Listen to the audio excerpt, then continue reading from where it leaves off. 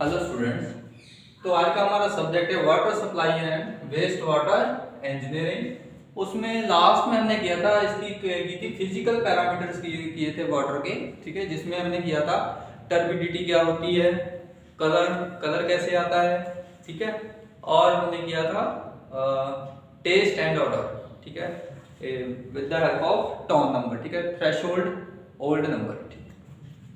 So now we will start the chemical parameters of water. First is total solid. Okay. So total solid, this is total solid is equal to suspended solid. SS represents suspended solid plus dissolved solid. ठीक है।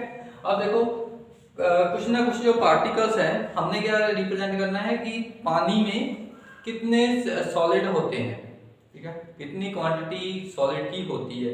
तो देखो solid है जो water में to he forms में हो सकते हैं, या तो वो सस्पेंशन में हो सकते हैं, सस्पेंशन में मींस वो पार्टिकल जो है वो पानी में क्या कर रहे हैं, मूव कर रहे हैं, ठीक है, या फिर कौन सी फॉर्म में होंगे, डिजॉल्व फॉर्म में, मतलब वो पहले से ही उसमें घुले हुए हैं, वो पता नहीं, नेक्ड आई से हम उसको देख नहीं सकते, ठीक है, वो क्या आ जाएंगे डिजॉल्व सॉलिड, ठीक है। फॉर सस्पेंडेड सॉलिड की एग्जांपल मैंने दी थी आपको कि सस्पेंडेड सॉलिड किसमें आप देख सकते हो, वो है आप रिवर के वाटर में, लेक के वाटर में, ठीक है, जो सरफेस सोर्सेज का कोई भी वाटर है आप उसमें इजीली सस्पेंडेड सॉलिड देख सकते हो, ठीक है। लेकिन जो डिजॉल्व सॉलिड है वो कहाँ मिलेंगे आपको, वो आपको मिलेंगे यहाँ पे सब surface sources of water present है, ठीक है, लाइक हम ट्यूबवेल्स वगैरह सभी ने देखे होंगे, तो वहां से पानी निकालते हैं, ठीक है, उसमें क्या है, डिजॉल्व सॉलिड क्या होते हैं, ज्यादा होते हैं, लेकिन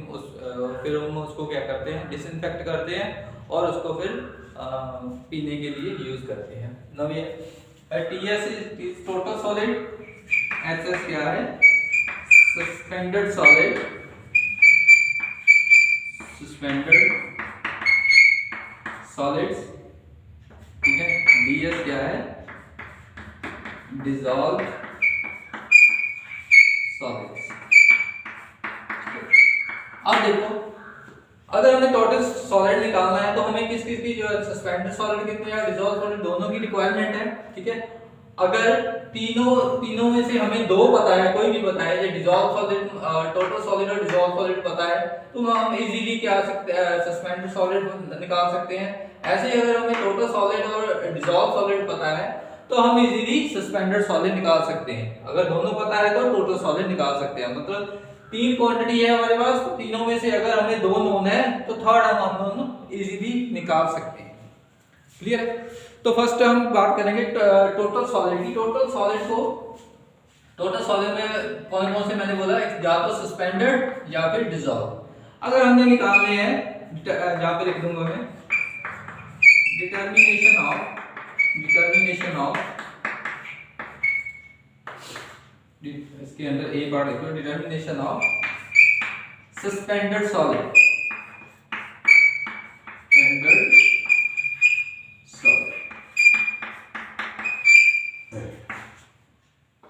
तो सस्पेंडेड सॉलिड कैसे निकालते हैं, बिल्कुल इजी है कि कोई भी हमने सैंपल ऑफ वाटर लिया जिसका वॉल्यूम क्या है, V मिलीलीटर क्या है उसका वॉल्यूम, ठीक है, late its weight is W1, ठीक है।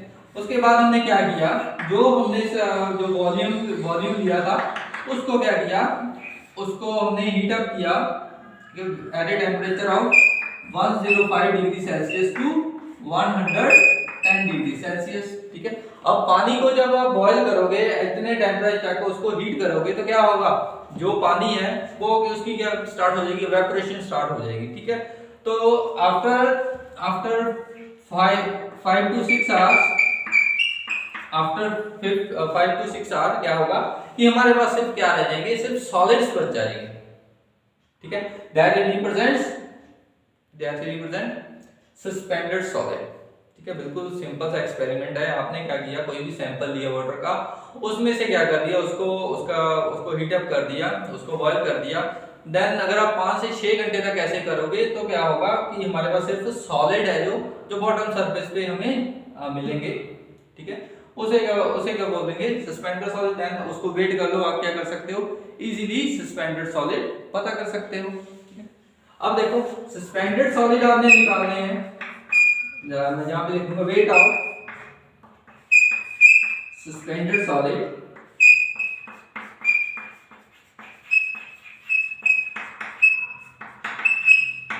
कैसे निकालोगे वेट ऑफ सस्पेंडेड सॉलिड, कैसे निकालेंगे, वेट इज इक्वल टू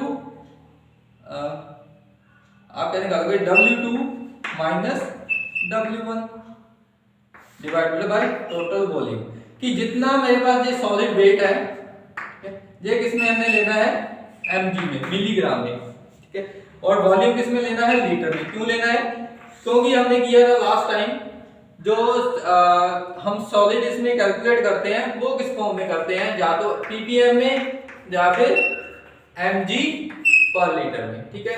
तो ppm मतलब पार्ट्स पर million and mg means milligram पर लीटर। तो वेट को आपने हमेशा मिलीग्राम में लेना है और वॉल्यूम को किस में लेना है, लीटर में लेना है। ये आपको इस तरह से आप पता कर सकते हो ये सस्पेंडेड सॉलिड, ठीक है। अब हमें टोटल सॉलिड निकालना है। अब सेकंड हमें निकालना पड़ेगा डिसॉल्व सॉलिड, डिसॉल्व सॉलिड। तो डिसॉल्व सॉलिड के लिए क्या चाहिए, हमें क्या चाहिए, तो फिल्टर पेपर चाहिए, ठीक है।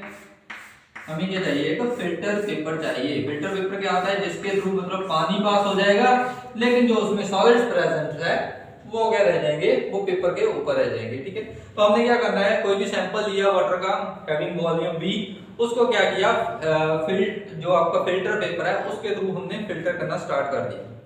फिल्टर करना स्टार्ट कर दिया तो जब पूरा का पूरा पानी हमने उसके थ्रू पास कर दिया, तो हमें क्या सम क्वांटिटी ऑफ सॉलिड हमें क्या करेगा, रिटेन कर देगा ये फिल्टर पेपर, ठीक है। अब उसका वेट कर लेंगे as compare to total volume, तो वो मेरे पास क्या आ जाएगा, डिसॉल्व सॉलिड। देन दोनों का सम अप कर देंगे तो मेरे पास क्या आ जाएगा, टोटल सॉलिड आ जाएगा, ठीक है। तो सस्पेंडेड सॉलिड के लिए मैंने क्या यूज किया, पानी को बॉयल किया, उसका टेंपरेचर इंक्रीज किया। लेकिन डिसॉल्व सॉलिड के लिए मैंने क्या किया, सस्पेंडेड सॉलिड के लिए बॉयल किया, डिसॉल्व सॉलिड के लिए मैंने क्या किया, जो हमारे पास सैंपल ऑफ वाटर है मैंने उसको क्या किया, फिल्टर कर दिया through filter paper. Then the sum of suspended solid and dissolve solid we get the total solids present in the water, ठीक है। तो for drinking water the limit of suspended total solids है, it should be varies from 500 to 1000 mg per liter, ठीक है। जो limit है for drinking water limit तो कितनी है, 500 mg per liter to 1000 mg per liter, ठीक है। टोटल जो सॉलिड है उसकी लिमिट है यहाँ से यहाँ तक होती है, ठीक है। पेपर क्वेश्चन आ जाता है कि सस्पेंडेड सॉलिड की लिमिट है वो कितनी होनी चाहिए, ठीक है। और आपको पता है mg पर लीटर को हम क्या बोल सकते हैं, ppm, ठीक है। इसको भी आप बोल सकते हैं पार्ट्स पर मिलियन, ठीक है। जो फर्स्ट पोर्शन है, जो फर्स्ट प्रॉपर्टी है वो अब हम कर चुके हैं, कौन सी, टोटल सॉलिड्स, ठीक है। टोटल सॉलिड्स को निकालने के लिए हमें सस्पेंडेड सॉलिड और डिसॉल्व सॉलिड दोनों की रिक्वायरमेंट है। जब हम दोनों मिलेंगे तो हम इजीली टोटल सॉलिड्स जो वाटर में प्रेजेंट है उसको वेरीफाई कर पाएंगे। देन उसकी लिमिट में लिख दी कि लिमिट्स कहां से कहां तक वेरी करती है, from 500 mg per litre to 1000 mg per litre, ठीक है। This is our first property with chemical parameters of water, ठीक है। देन सेकंड पैरामीटर क्या है, यहाँ पे है pH, ठीक है। अगर pH को मैंने डिफाइन करना हो तो क्या बोलूंगा, negative logarithm of H positive ion, ठीक है। अगर मैंने pH को डिफाइन करना है तो क्या बोलूंगा, नेगेटिव लॉगरिथम ऑफ 10, log 10, ठीक है। नेचुरल नहीं log 10 है, ठीक है। अगर नेचुरल में गिवन है तो उसको 2.33 से मल्टीप्लाई करते हैं, ठीक है। तो पहले n लिख देता हूं, सॉरी 10 ही आएगा यहाँ पे, तो H पॉजिटिव आयन। ठीक है, या मैं कैसे डिफाइन कर सकता हूं, नेगेटिव लॉगरिथम ऑफ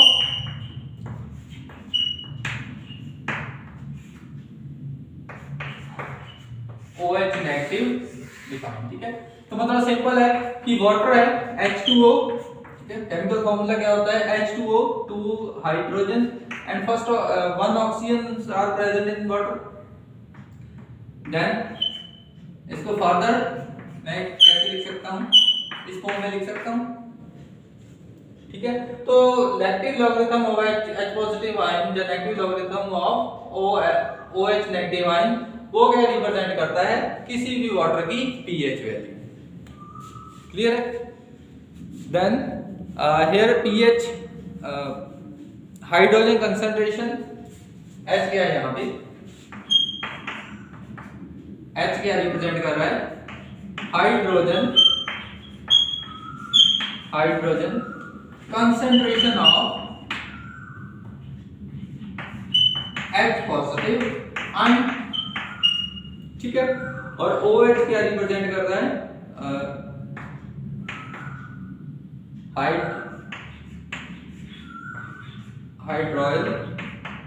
हाइड्रोइल बोलते हैं इसको। ठीक है, हाइड्रोइल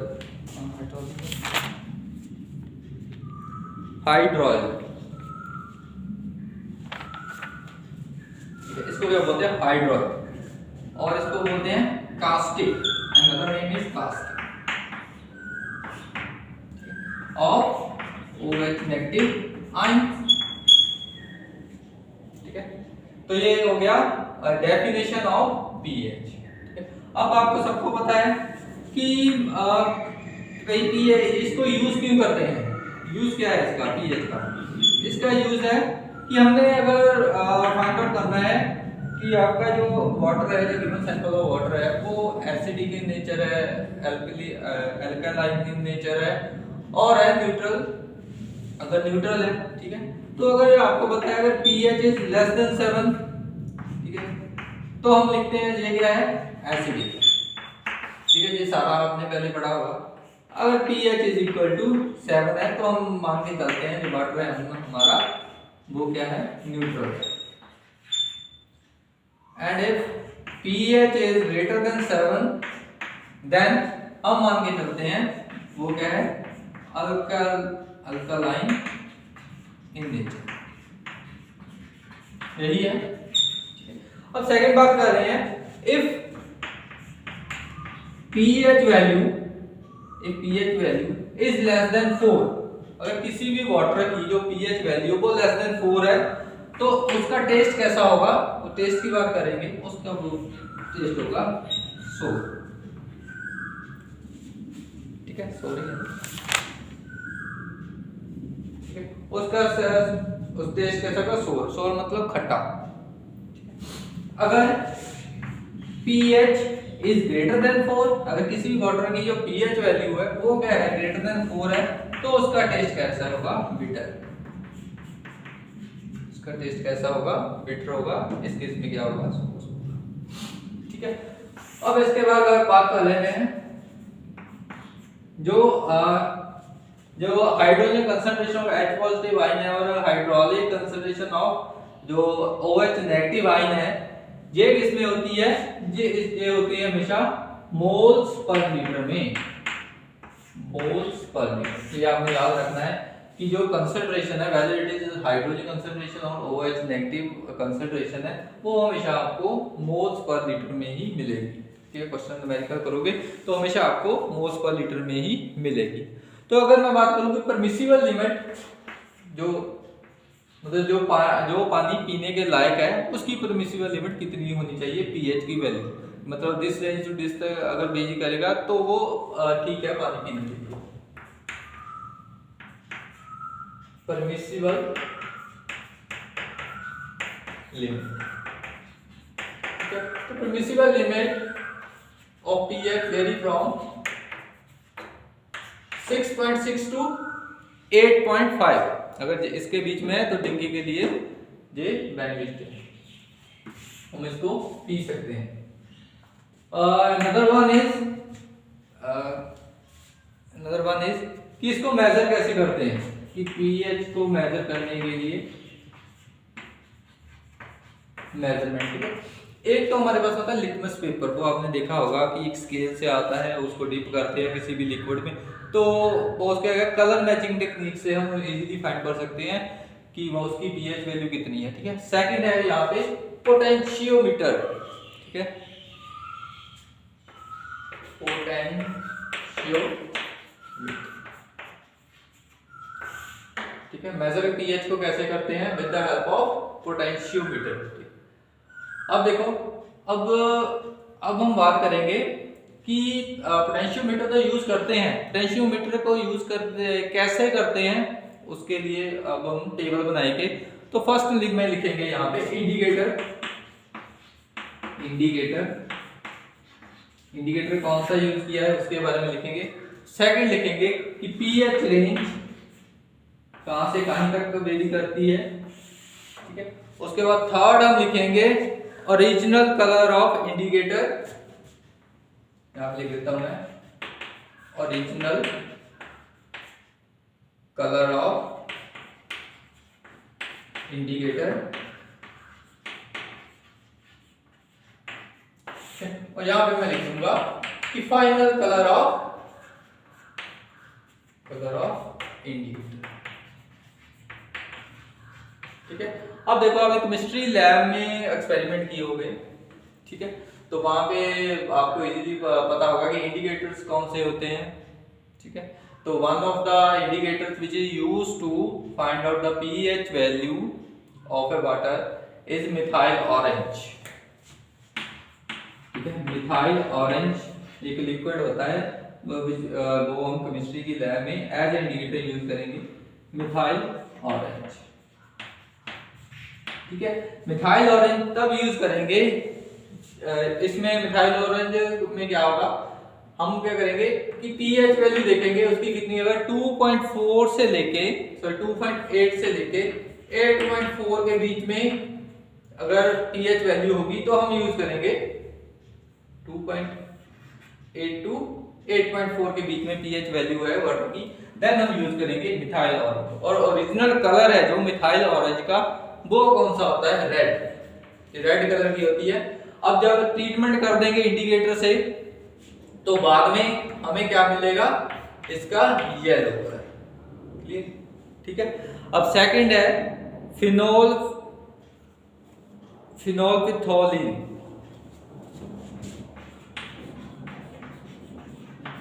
फिनोल इसके साथ ही है, फिनोल। ठीक है, this is the another indicator which is used to find the pH value of water. तो इसमें क्या है, जो पीएच वैल्यू है, अगर पीएच वैल्यू 8.6 टू 10.3 है, ठीक है, पहले इसका कलर क्या होगा, येलो, एंड देन बाद में क्या हो जाएगा, रेड हो जाएगा। ठीक है, तो यहां से ये पता लगता है हमें कि जब भी हमारे पास कोई भी वाटर का सैंपल आता है, पहले हम ट्रीटमेंट उसका किससे करेंगे, मिथाइल ऑरेंज से करेंगे। अगर तो वो उसकी पीएच वैल्यू बिटवीन 2.8 टू 8.4 है, तब तो इससे ट्रीटमेंट कर सकते हैं और फाइंड आउट कर सकते हैं इजीली कि उसकी पीएच वैल्यू कितनी है। अदरवाइज अगर पीएच वैल्यू उसकी ज्यादा है, देन हम यूज करेंगे फिनोल्फिथोलिन।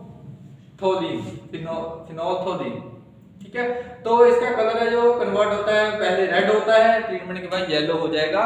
इट मींस वो उसकी पीएच कितनी है, इतनी है। जब रेड येलो हो गया तो मतलब पीएच वैल्यू आ गई हमारी। पहले ये क्या है, येलो है, जब रेड हो जाएगा तो हमारे पास पीएच वैल्यू इजीली इसकी आ जाएगी। ठीक है, अब क्या है, एल्केनिटी। थर्ड प्रॉपर्टी इज, दो प्रॉपर्टीज हमारी कंप्लीट, पैरामीटर्स कंप्लीट हो चुके हैं। ठीक है, first is total solid and second one is pH. और पीएच जो हमारा जो कंसंट्रेशन है hydrogen and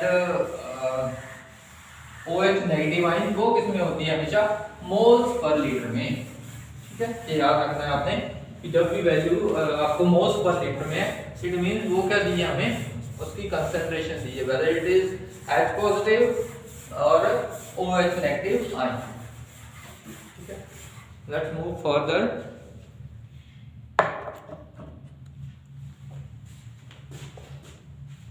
third one is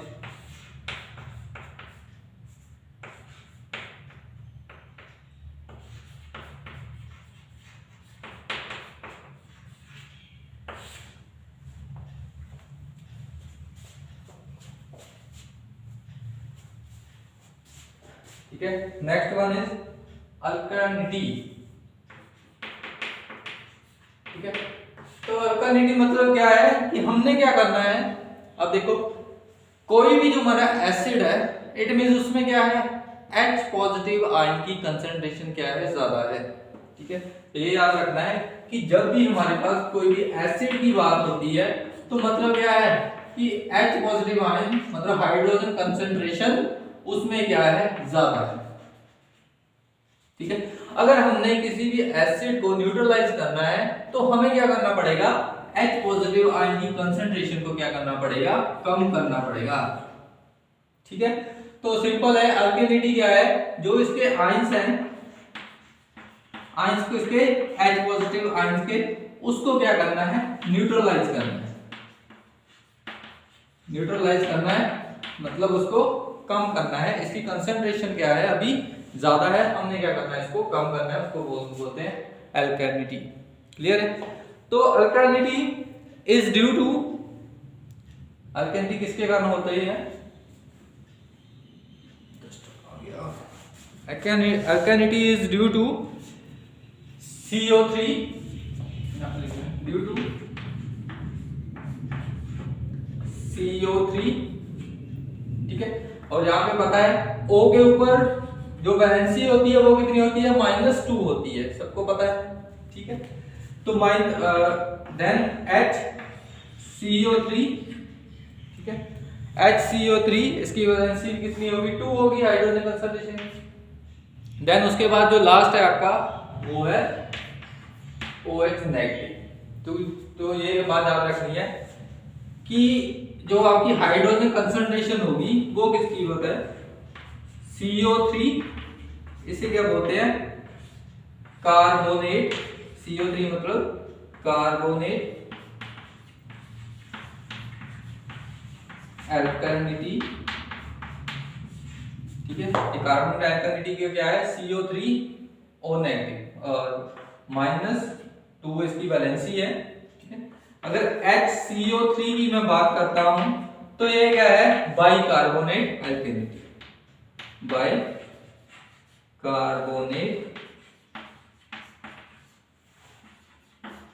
alkalinity. ठीक है, then the third one is, इसका नाम मैंने बताया था, क्या बताया था, हाइड्रोइल, हाइड्रोइल और कास्टिक, कास्टिक अल्कलिनिटी। ठीक है, जो अल्कलिनिटी होती है किसी भी वाटर की, वो किसकी होती है, due to presence of carbonate, bicarbonate and हाइड्रोइल एंड कास्टिक के कारण होती है। ठीक है, तो अब देखो ये जो प्रोडक्ट्स हैं हमारे कार्बोनेट, बाइकार्बोनेट एंड हाइड्रोइल, वो बनते कैसे हैं, सिंपल है कि जब भी हम CO2 वाटर के साथ कार्बन डाइऑक्साइड रिएक्ट करेगी। ठीक है, देन ड्यूरिंग दिस रिएक्शन हमें क्या मिलेगा, हमें मिलेगा H2CO3, H2CO3 मिलेगा। ठीक है, अब देखो कवर कर रहा है, 2A हो गए, 1J हो गए, 3 देन 1 कार्बन। ठीक है, ये हमारे पास आ गया H2O। देन H2O फर्दर है किस फॉर्म में टूटेगा, अब वो टूटेगा HCO3 की फॉर्म में। ठीक है, HCO3 की फॉर्म में निकलेगा और H पॉजिटिव यहाँ पे बैलेंस रह जाएगा। क्लियर है। देन उसके बाद जो HCO3 है वो किस फॉर्म में टूटेगा, वो बना देगा CO3 कंपाउंड। ठीक है, अब CO3 अब OH से रिएक्ट करेगा, तो यहाँ पे लिख देता हूं मैं CO3 -2 प्लस जब H पॉजिटिव से रिएक्ट करेगा तो मेरे पास बना देगा ये OH negative ion. OH negative ion plus क्या कर देगा ये CO2 को लिबरेट कर देगा। तो ये in the form of gas क्या हो जाएगा, लिबरेटेड। ठीक है, तो मुझे ये पता चल रहा है कि अगर क्वेश्चन आ जाए कि इन तीनों में से सबसे पहले कौन सा प्रोडक्ट बनता है, तो वो कौन सा बनता है। अब देखो यहां से पता चल गया कौन सा हो गया, सेकंड हो गया। सेकंड क्या है, बाइकार्बोनेट अल्केनिटी। ठीक है, तो सबसे पहला प्रोडक्ट क्या है, बाइकार्बोनेट अल्केनिटी बनती है। देन कार्बोनेट अल्केनिटी जो फर्स्ट लिखा है हमने। ठीक है, और थर्ड है जो वो एज इट इज थर्ड ही रहेगा। क्लियर है, इजी है। तो देखो अल्केनिटी से होता क्या है, अल्केनिटी से होता क्या है, इनक्रस्टेशन होती है, इनक्रस्टेशन ऑफ पाइप। ठीक है, अब देखो इनक्रस्टेशन का मतलब क्या है कि जो हमारी लेट अस सपोज ये क्या है, हमारा cross sectional area of pipe है। इसको मैं सर्कुलर बना देता हूं, cross sectional area of pipe है।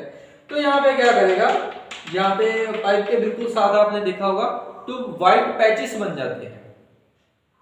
ठीक है, तो व्हाइट कलर के पैचेस बन जाते हैं, वो किसके कारण होते हैं, ड्यू टू अल्केनिटी के कारण होते हैं जो व्हाइट पैचेस बनते हैं। और उससे क्या हो जाएगा, आपने देखा होगा ना कि उसमें व्हाइट पैचेस बन गए पाइप में, जो पानी वाली पाइप में व्हाइट पैचेस बन जाएंगे तो क्या हो जाएगा, उसका फ्लो क्या कम हो जाएगा, कम होगा। ऑब्वियसली फ्लो कम ही होगा क्योंकि यहाँ पे क्या वो व्हाइट पैचेस क्या करेंगे, इसके एरिया को, फ्लो एरिया को क्या कर देंगे, डिक्रीज कर देंगे। ओके, तो ये था हमारा alkalinity. Alkalinity is expressed in term of equivalent of calcium. अगर हमने एक्सप्रेस करना है तो कैसे करेंगे, it is expressed in terms of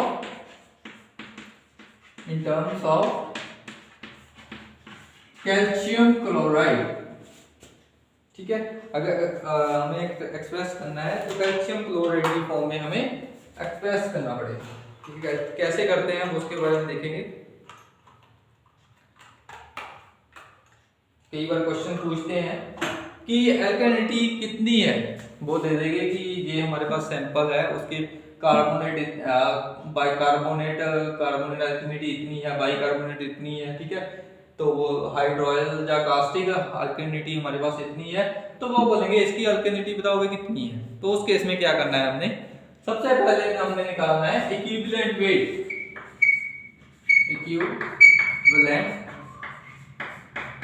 wait of calcium chloride. ठीक है, जब भी इसको अल्केनिटी को एक्सप्रेस करना है आपने किस फॉर्म में करना है, कैल्शियम क्लोराइड की फॉर्म में करना है।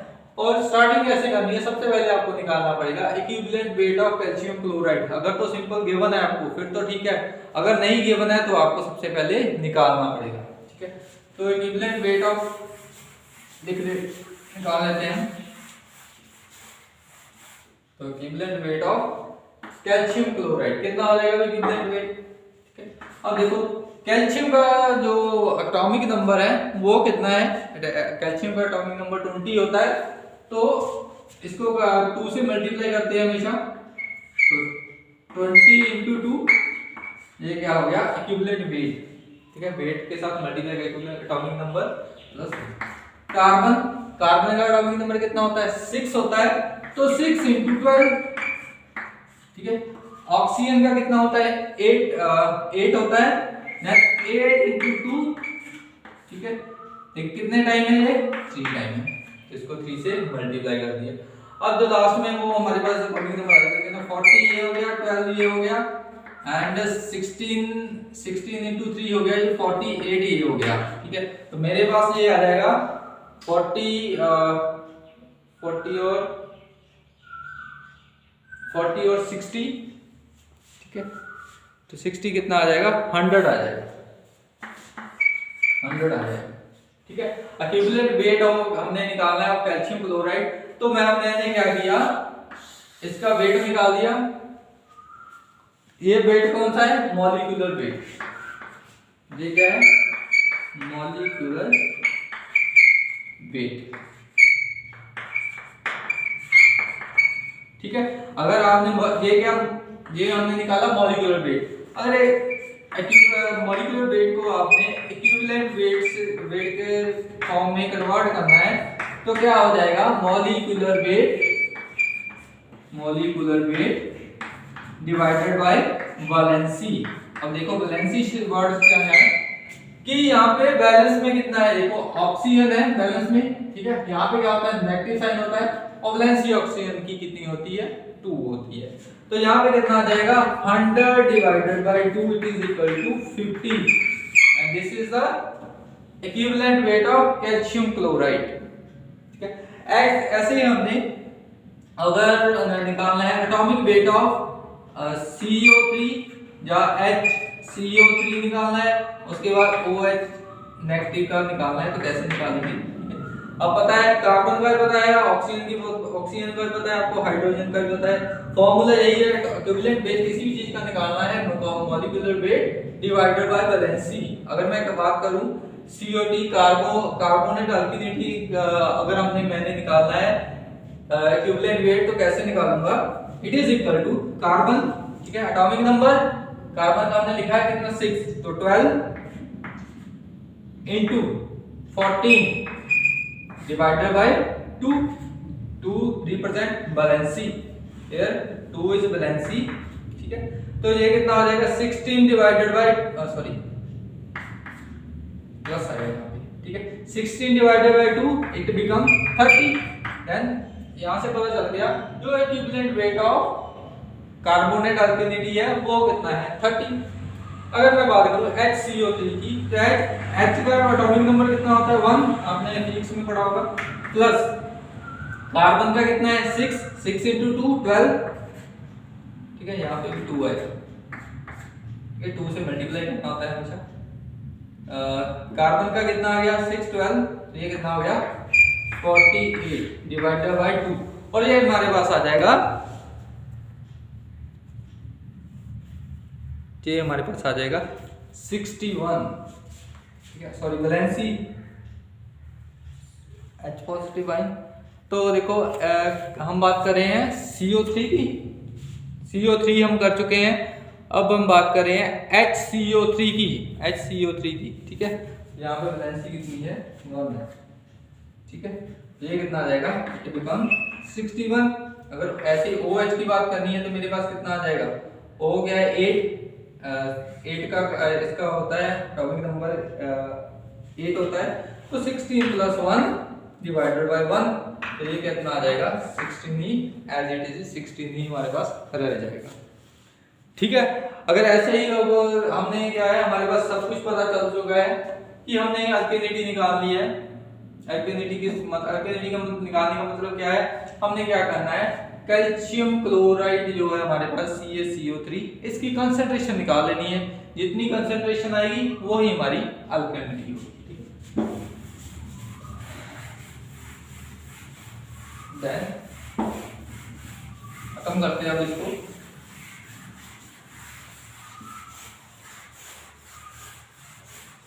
Concentration of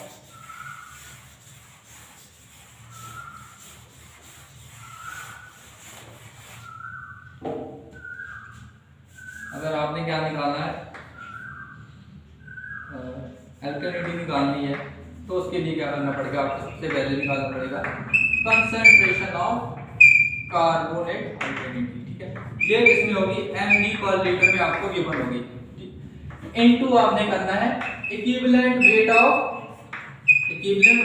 of calcium chloride divided by equivalent weight of carbonate alkalinity, ठीक है। हमने क्या करना है, सबसे पहले कार्बोनेट अल्किनिटी की बात करनी है, इसकी कंसंट्रेशन गिवन होगी क्वेश्चन में, तो जितनी कंसंट्रेशन होगी उसको यहाँ पे लिख लेना है। और इक्विवेलेंट वेट ऑफ CaCO3 वो हम निकाल चुके हैं, कितना आया था हमारे पास? 50 आया था। इक्विवेलेंट वेट ऑफ CO3, ठीक है, ये भी CO3 हमने निकाला था, वो हमारा आ गया था, कितना आ गया था? 30, ठीक है। उसके बाद देखो कंसंट्रेशन ऑफ ये भी किसमें होगी, mg पर लीटर की फॉर्म में होगी। उसके बाद सेम है कि equivalent weight of CaCO3 divided by equivalent weight of किसका, अब इसके बारे में बात कर रहे हैं तो बाइकार्बोनेट यहाँ पे आ जाएगा, ठीक है। अगर उसके बाद प्लस, फिर से प्लस का साइन, इसको ब्रैकेट क्लोज करनी है तो ब्रैकेट क्लोज कर लो, आपको इजीली पता चल जाएगा कि हमने किया क्या है। देन सेम उसके बाद concentration of OH negative ion given होगी, जो किसमें होगी, mg पर लीटर में गिवन होगी, into equivalent weight of CaCO3 divided by equivalent weight of हाइड्रोइल, इक्विवेलेंट वेट ऑफ हाइड्रोइल कंसंट्रेशन। तो आप इसको कैलकुलेट कर लो, आपको डायरेक्ट क्या मिल जाएगी, अल्केनिटी कितनी है उसके बारे में पता चल जाएगा, ठीक है। तो ये तीन प्रॉपर्टीज अब आज हमने की। तो बाकी की जो केमिकल प्रॉपर्टीज हमारे पास पेंडिंग है वो हम नेक्स्ट लेक्चर में डिस्कस करेंगे, ठीक है। यहाँ तक अगर किसी को भी प्रॉब्लम है तो मुझे पूछ सकता है। मिलते हैं नेक्स्ट लेक्चर में नेक्स्ट प्रॉपर्टी के साथ, केमिकल प्रॉपर्टी के साथ। Thank you.